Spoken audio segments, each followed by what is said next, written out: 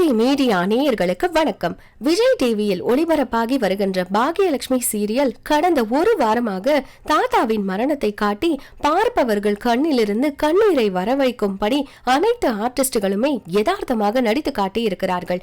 தற்போது இது முடிந்த நிலையில் அடுத்த கட்டமாக ஈஸ்வரியை ஆறுதல் படுத்தும் விதமாக ஒவ்வொருவரும் முயற்சி எடுத்து வருகிறார்கள். அதிலும் ஈஸ்வரி பொட்டு இல்லாமல் இருப்பதை பார்த்த இனியா ரொம்பவே பரிதாபமாக பேசுகிறார். உடனே பாக்யா, நீங்கள் இப்படி இருந்தால் மாமாவுக்கு பிடிக்காது, அதனால் எப்பொழுதும் போல பொட்டு வைத்துக் கொள்ள வேண்டும் என்று மாமியார் நெற்றியில் பொட்டு வைத்து கொஞ்சம் கொஞ்சமாக தேற்றி வருகிறார். இதனைத் தொடர்ந்து ஆரம்பத்திலிருந்து பாக்யாவை வெறுத்து ஒதுக்கி வந்த ஈஸ்வரி கோபி குடும்பத்தை கைவிட்டு போன நிலையில் பாக்யாவை கொண்டாட ஆரம்பித்து விட்டார்.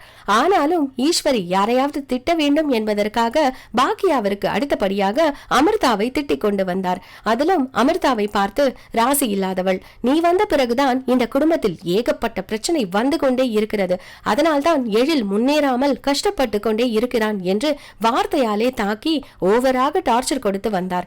இனிமேலும் தன் பொண்டாட்டி பாட்டியிடம் அவமானப்படுவதை என்னால் பார்க்க முடியாது என்று பொங்கி எழுந்த எழில் ஈஸ்வரியிடம் சண்டை போட்டு வீட்டை விட்டு வெளியேறினார். தற்போது மொத்தமாக பாக்யலட்சுமி சீரியலுக்கு குட் பை சொல்லும் நேரம் வந்துவிட்டது என்பதற்கு ஏற்ப அமிர்தா கேரக்டரில் நடித்து வரும் அக்ஷயா வருகிற பிக் பாஸ் சீசன் 8 நிகழ்ச்சியில் கலந்து கொள்ள போகிறார். ஏற்கனவே சீரியல் முடியும் தருவாயில் இருப்பதால் இவருக்கு பதிலாக வேறு ஒரு ஆர்டிஸ்டை போட முடியாத ஒரு சூழ்நிலை. இதனால் அமிர்தா கேரக்டருக்கு பதிலாக என்ன செய்யலாம் என்ற கேள்விக்குறியாகவே இருக்கிறது. அந்த வகையில் இன்னும் ஒரு சில வாரங்களில் நாடகம் முடிய போவதால் அதை நடித்து கொடுத்து போகவும் வாய்ப்பு இருக்கிறது. இவர் ஏற்கனவே பல டான்ஸ் ரியாலிட்டி நிகழ்ச்சியில் கலந்து கொண்டு ரசிகர்களிடம் பிரபலமாகி இருக்கிறார்.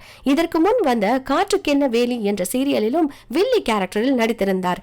இப்படி நடிப்பையும் டான்ஸையும் வைத்திருக்கும் அக்ஷயா பிக் பாஸிற்குள் போய் மக்களின் மனதிற்குள் இடம் பிடிக்கிறாரா என்பதை பொறுத்திருந்து பார்க்கலாம். வேறு ஒரு சுவாரஸ்யமான தகவல்களுடன் மீண்டும் சந்திக்கிறேன். நன்றி, வணக்கம்.